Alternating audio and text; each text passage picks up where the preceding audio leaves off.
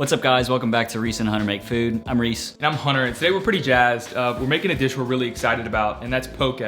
Funny story, Reese and I almost started a poke restaurant a couple of years ago. We had the name, we had the logo, we had the whole thing. So we're pretty excited to make it for you today. Yeah, and so poke is a Hawaiian dish. We're actually gonna make a little bit more of an Americanized version of it. So think like a sushi roll, but in a bowl. Right, and we're gonna take you guys along for the ride, but before we do that, we need to go to the grocery store. This'll work. Yeah, let's get into it.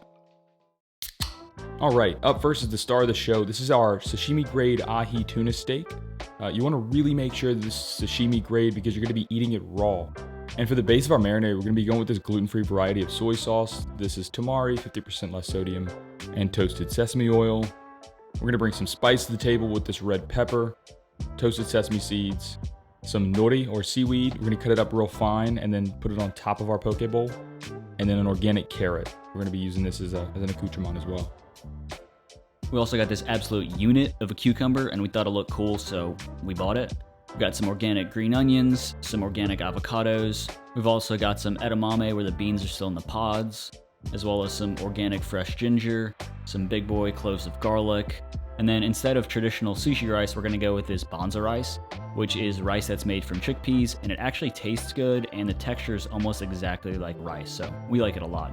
And then for the sweetness in our marinade, we're gonna use this Lakanto monk fruit sweetener instead of using something like sugar or maple syrup or honey or something like that.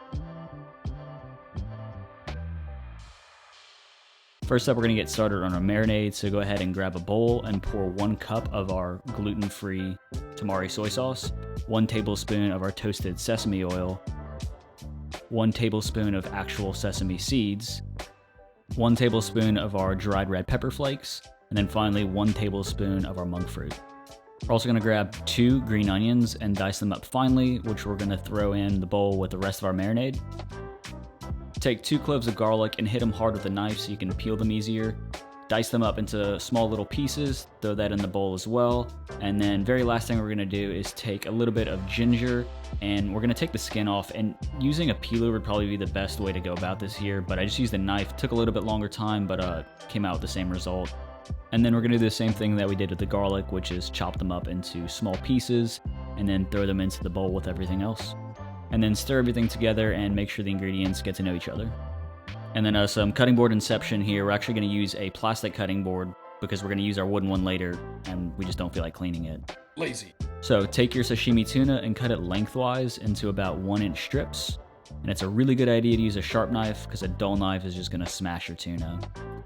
Take those 1-inch strips, cut them again in that same direction before cutting into small bite-sized cubes. And then just repeat that process for as much tuna as you've got.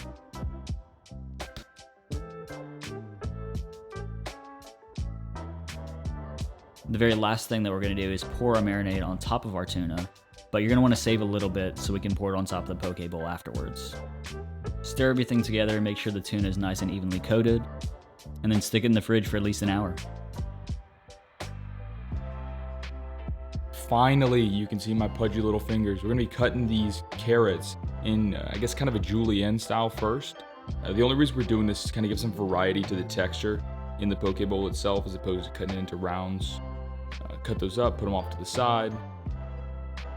And now we're gonna be tackling this monster of a cucumber, cut it into some circles, and we're gonna stack them probably 5 or 6 deep and then quarter them. You wanna get some variety in the poke bowl, and so we wanted to cut it differently than the carrots.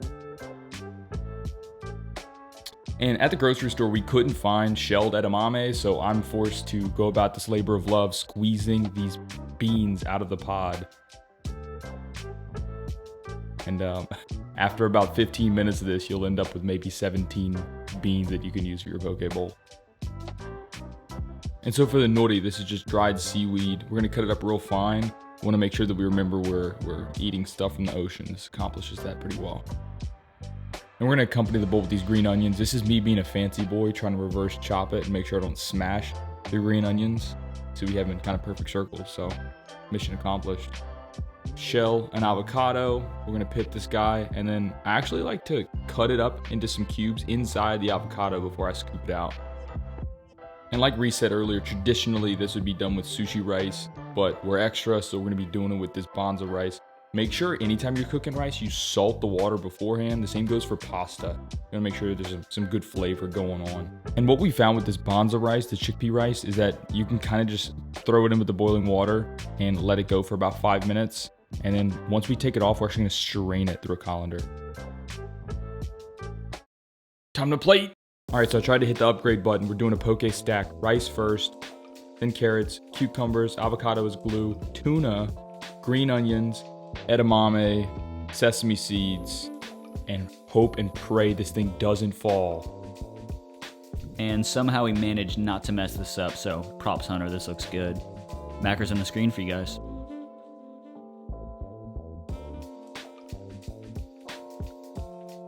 All right, here it is. We plated it 2 different ways. We went with a bowl for Reese. We did a poke stack for me. Did this take you back to the days when we were prototyping our poke bowls? Yep. All right.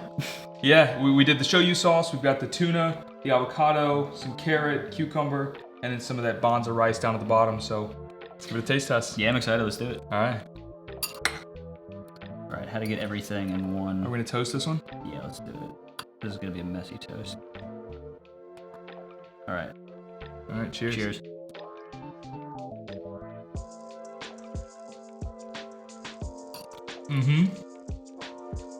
That's good. And the thing is, with that shoyu, there's all that salt in it, and then it kind of gets cut by the avocado, and then you got the rice that kind of comes into play. Yeah, this is This perfect. is good. I'd rather this than most poke from most places. This is awesome. Yeah, I like this a lot. This is like the exact sauce that I like. Yeah, that was it. Poke bowls. If you liked it, if you learned something, if you think we're idiots, go ahead and hit the like button, subscribe if you're new, and new videos every Monday. Thanks, guys.